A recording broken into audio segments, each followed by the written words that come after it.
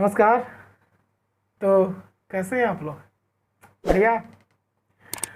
आज की क्लास में हम लोग पढ़ने वाले हैं एलसीएम एचसीएफ का लास्ट टॉपिक, मतलब आपके लेवल के एग्ज़ाम में। ठीक है, एसएससी बैंक और रेलवे के लेवल पर बाद में आते हैं, फिर कभी जब टाइम मिलता है।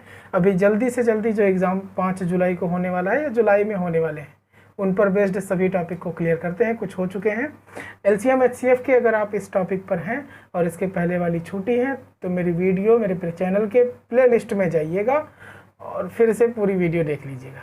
ठीक है, तो शुरुआत करते हैं। और आज की क्लास का पहला सवाल ये रहा। तो सवाल कह रहा है भाई, क्वेश्चन कह रहा है दो संख्याओं का एलसीएम 120 है, निम्नलिखित में से कौन सी संख्या इन संख्याओं का एचसीएफ नहीं हो सकती। ठीक है, दो संख्याओं का एलसीएम दिया है और आपको पता है पिछली वीडियो में भी आप लोग पढ़ चुके हो एलसीएम और एचसीएफ के कॉन्सेप्ट के बारे में। ठीक है, एलसीएम यहाँ पर दे रखा है 120 और आपसे ये बोला गया है कि निम्नलिखित में से एचसीएफ कौन सा नहीं हो सकता। ध्यान दीजिएगा, एचसीएफ कौन सा नहीं हो सकता। तो अगर आप पिछली वीडियो नहीं देखे हो, इसे पढ़ाया गया है। ये पढ़ाया गया था कि एचसीएफ एक ऐसा नंबर होता है, एचसीएफ मतलब क्या, मासा। मासा वह संख्या होती है जो दी गई संख्या को डिवाइड करे। एचसीएफ दी गई संख्या को डिवाइड करने के साथ साथ उनके एलसीएम को भी डिवाइड करता है, ये बताया गया था। एचसीएफ जो होगा, जो मासा है, फिर से सुनिए एक बार, मासा लासा को डिवाइड करता है और उन संख्याओं को भी डिवाइड करता है। तो अगर यहाँ पर एलसीएम दिया है 120 तो इनका एचसीएफ वही नंबर्स हो सकता था जो इस 120 को डिवाइड करें। ठीक है, और दिए गए ऑप्शंस में देख लीजिए कौन से नंबर से हमारा जो दिया गया एलसीएम है वो कट रहा है, और फिर इसी सवाल का आंसर बस वही हो जाएगा। जैसे इस दिए गए ऑप्शंस में है, ऑप्शंस इस बार अवेलेबल हैं। एक ऑप्शन है 8, एक दिया है 12 है, one more option is 24 and last option है 35।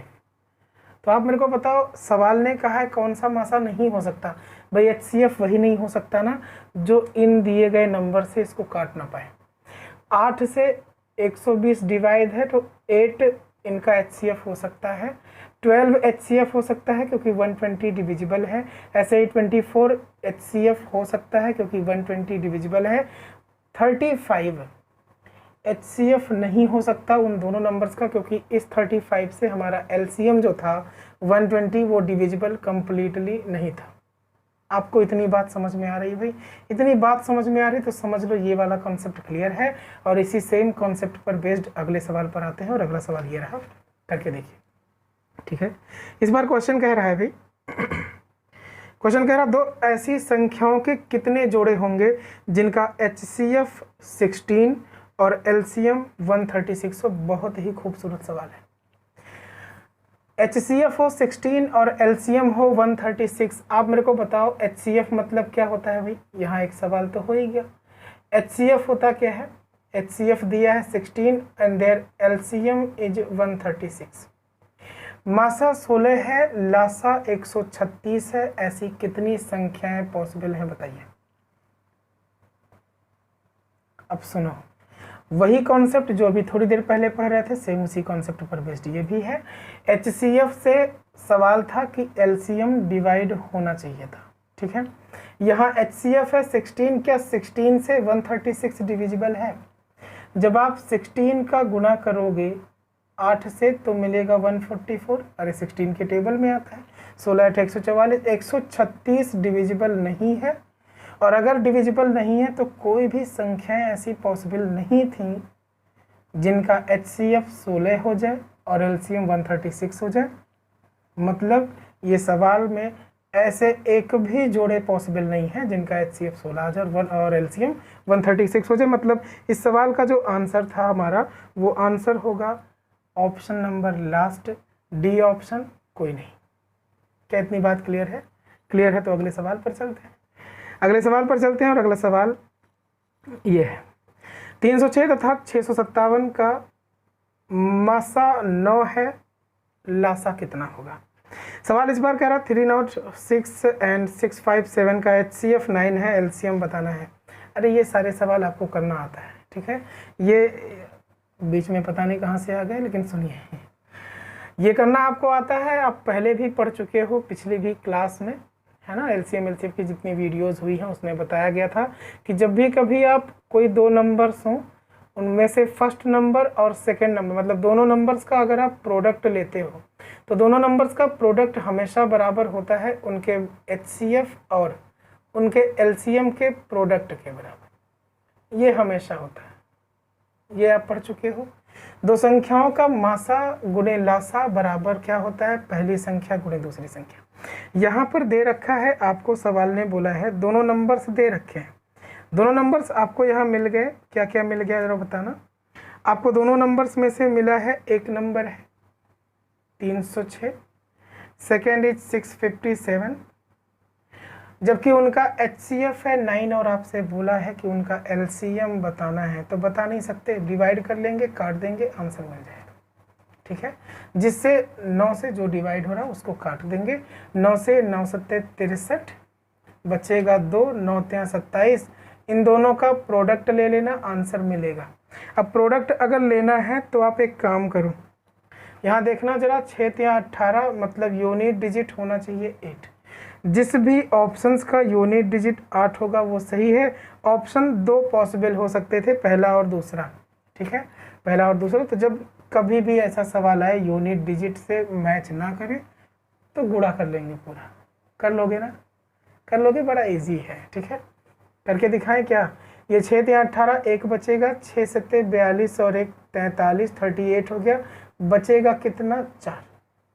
फिर से 73 का गुना 3 से करो, 4 जोड़ देंगे और फिर आंसर 73 का गुना 3 से, 3 3 9, 9 4 13 का 3, 1 बचेगा, 3 7 28 और 1 29, वी गेट आंसर जी 29,338, ठीक है।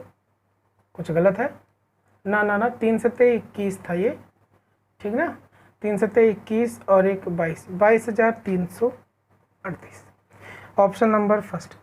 तो क्या इतनी बात क्लियर है? अगर इतनी बात क्लियर है तो हम लोग आते हैं अगले सवाल पर। तो अगला सवाल आपको दिख रहा होगा।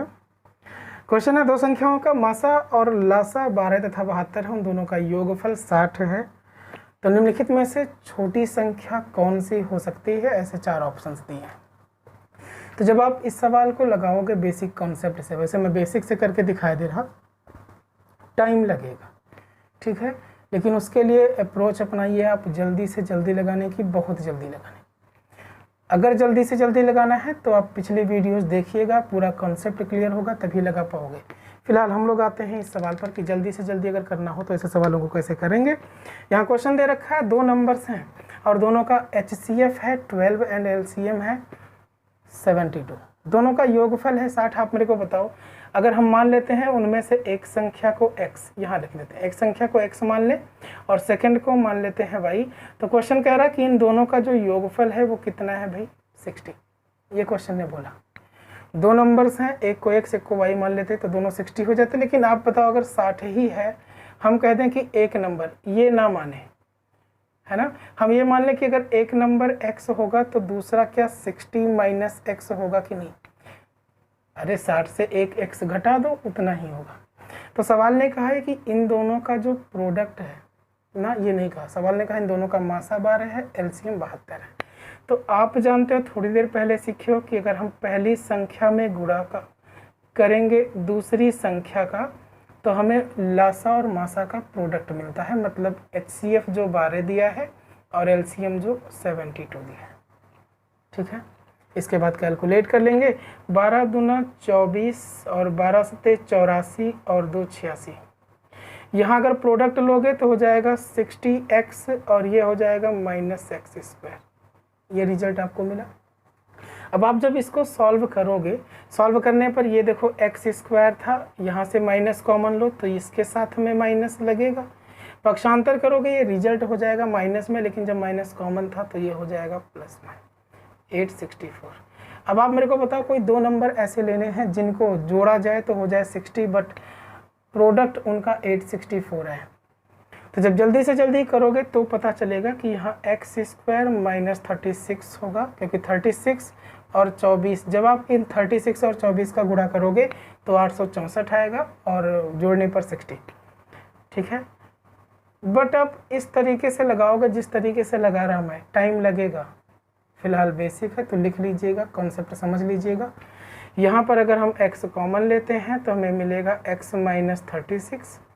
यहाँ अगर हम माइनस 24 कॉमन लेते हैं तो हमें मिलेगा x माइनस 36। दोनों जगह से अगर हम x माइनस 36 कॉमन ले लें, जिनको नहीं आता थोड़ी देर देखना, अभी जुगाड़ बताएंगे इसका। x माइनस 36 तो एक नंबर हो जाएगा x minus 24, is that clear, और बराबर 0। तो यहाँ पर अगर दोनों चीज़ें का प्रोडक्ट 0 है तो या तो x माइनस 36 0 होगा या तो x माइनस 24 0 होगा। तो हम x माइनस 36 से अगर 0 करते हैं तो हमें एक x का मान मिलेगा 36, एक वैल्यू 36 मिलेगी, और अगर x माइनस 24 बराबर 0 करते हैं तो एक वैल्यू मिलेगी 24। और सवाल ने कहा कि उनमें से लीस्ट नंबर कौन सा हो सकता है, तो 36 24 में जो छोटा नंबर है बस वही हमारा आंसर, मतलब 24 हो जाएगा। ठीक है, इस सवाल को करने का ये एक सिंपल बेसिक कॉन्सेप्ट था, बट अगर आपको जल्दी से जल्दी लगाना है, आप चाहते हो थोड़ा जल्दी लगाना चाहते हो मतलब कुल मिला के, तो कैसे करोगे सुनिए। आपको पता होना चाहिए, मैंने थोड़ी देर पहले कहा कि एलसीएम और एचसीएफ का पूरा बेसिक कॉन्सेप्ट पता होना चाहिए। ये सवाल आपके एग्ज़ाम का है, ये सवाल है टीईटी 2017 का। तो अगर ये यूपी टीईटी का है, अगर आपको ऐसे क्वेश्चंस को जल्दी लगाना है तो आप मेरी बात सुनो। 4 ऑप्शंस दिए हैं, ऑप्शंस पर मत जाओ। यहाँ दिया है दोनों का योगफल, दोनों का योगफल भाई योगफल कितना, सम ऑफ बोथ नंबर्स इज 60। अब अगर 60 है और दोनों का मासा है HCF से शुरुआत करो। अगर हम मासा 12 1 ले लेते हैं, एक नंबर 12 ही मान लेते हैं, सबसे छोटा नंबर है, तो दूसरा क्या होगा 48, इतना तो आइडिया होगा ही। अरे दोनों को जोड़ के 60 हो जाता। लेकिन अगर दोनों का मासा 12 है तो दोनों 12 से कट रहे थे, 12 से कटने वाला अगर हम दूसरा नंबर ले लें 24, तो 24 होने पर ये 60 होने के लिए यहाँ हमें 36 लेना पड़ेगा। अच्छा, अगर हम 12 दूना 24 के बजाय 12 3 36 लेते हैं तो 36 यहाँ लिखोगे ना, तो अगला नंबर 24 वो वही सेम नंबर मिलेगा। तो कुल मिला के ऐसे संख्याओं के 2 जोड़े बन सकते थे, या तो 12 48 या तो 12 24। अब अगर कंडीशन पूरी कराते हो आप ऐसे सवालों की, जैसा सवाल ने कहा कि दोनों का योगफल 60 हो जाए, तो 60 होने पर 2 नंबर ऐसे हो सकते थे। बट उनका जब HCF निकालोगे तो इन दोनों जोड़ों का जो HCF है वो तो 12 होगा, बट LCM देखो, इनका LCM आ जाएगा 48। हम LCM की बात कर रहे हैं, LCM आ जाएगा 48, बट LCM यहाँ आना चाहिए क्वेश्चन के अकॉर्डिंग 72, जबकि 24 और 72 का जो LCM होगा वो हो जाएगा 72। और इसके अकॉर्डिंग हमारे दोनों नंबर्स, जो नंबर्स हमको पता करने थे वो यही दोनों हैं, और इसीलिए हमारा आंसर हो जाएगा 24, इस सवाल का आंसर। आप समझ पा रहे हो ना, दिए गए सवालों में से ही ढूंढ लो, जुगाड़ लगा लो, जल्दी से जल्दी लगेगा, बजाय इसके करने के इतना लंबा प्रोसेस में आप बहुत दिक्कतें हैं, मतलब बहुत टाइम लगेगा, और एग्ज़ाम में उतना टाइम रहता है नहीं। तो ये कॉन्सेप्ट अगर समझ में आ रहा है तो ये छोटा सा कॉन्सेप्ट, ये छोटा सा केवल कॉन्सेप्ट समझने के लिए था। आपके पास अगर LCM HCF के और भी क्वेश्चंस हैं तो आप मेरे पास पहुंचाइए, मैं उनको वीडियोस के माध्यम से बताऊंगा। आप नए नए PDF के साथ, नए नए क्लासेस के साथ में हमारे टेलीग्राम चैनल से भी जुड़ सकते हैं, जैसा कि लिंक डिस्क्रिप्शन में दिया गया है।